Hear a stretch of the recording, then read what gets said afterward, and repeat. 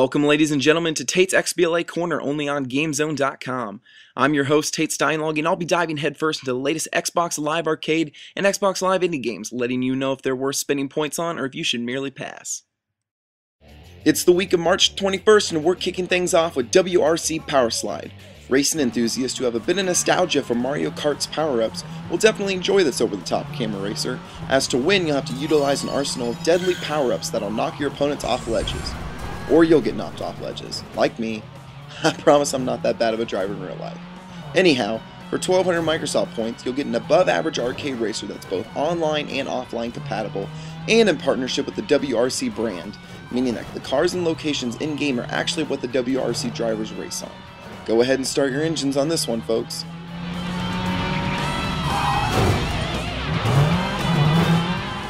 Next up is this week's Deal of the Week, Darkstalkers Resurrection. For 1,200 Microsoft points, you'll get 2 fighting games in one, Night Warriors Darkstalkers Revenge and Darkstalkers 3.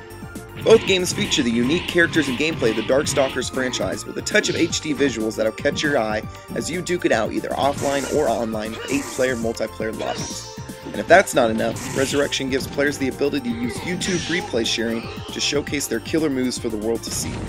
If you're keen on fighting games and looking for a game that's not boxed on shelves for $60, you can't go wrong with Darkstalkers Resurrection's 2 games in one deal. Buy it on!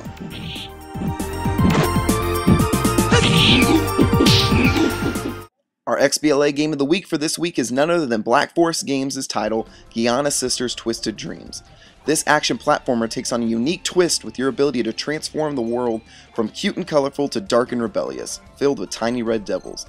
The music even transmutes when you go from one option to the other, adding to the eeriness that is this realm. As you swap between both options, you'll gain gems that go towards your plan to save the Giana sisters from their twisted dreams, but not without first solving puzzles, facing bosses, and pausing to take a glimpse of this beautiful game.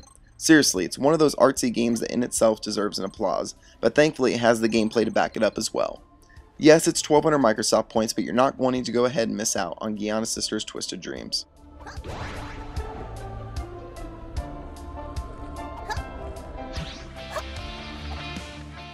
Our last XBLA game this week is Alien Spidey.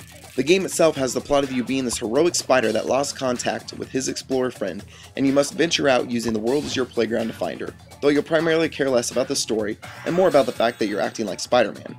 Or is Spider-Man acting like you?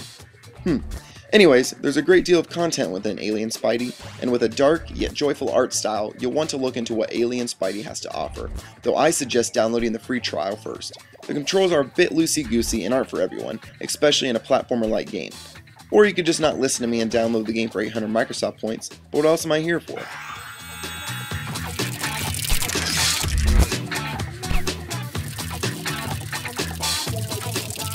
Moving on to the Xbox Live indie game side of things, we're going to kick things off with arguably the best game within this video, Indie or Not, DLC Quest, Live Freemium or Die.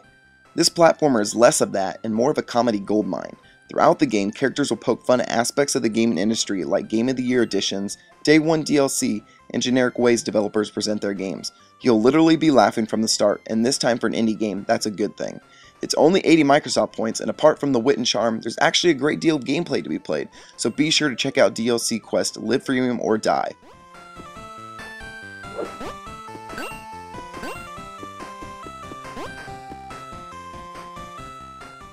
Amidst this zombie craze around, I always wonder what it would be like if the characters just didn't care and decided to go to town on some zombie scum.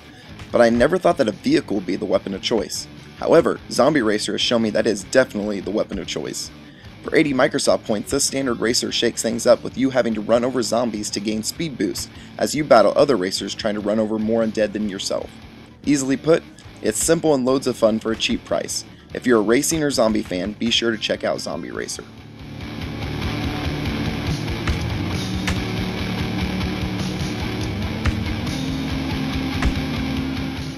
Last but not least this week is Master of the 7 Ts. Yes, Ts.